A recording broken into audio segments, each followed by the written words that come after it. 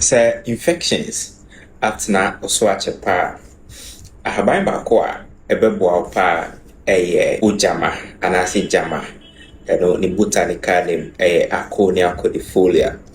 Ti sɛ ɔsɛkye Google a wobɛhu ahaban a meka ho asɛm ɛno ɛna mede ne picture ato so. Ɛyɛ very good for infections.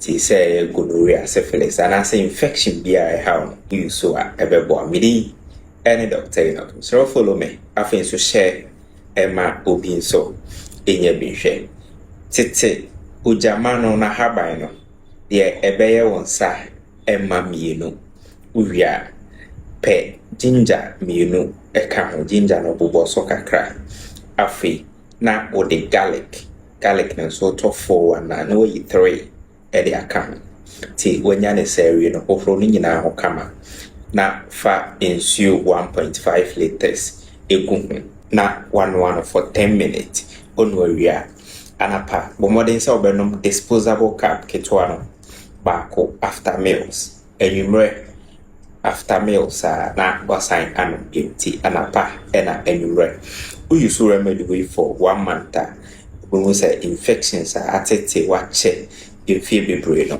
e be free up ama weni Japan. So also ebia eyawode say obitima ye won share anytime now per product and kasa so a family number no e wo me buy you na frame na yeni nkomo. Once again within any doctor come so follow me afin so share ema afofro enya bi hwe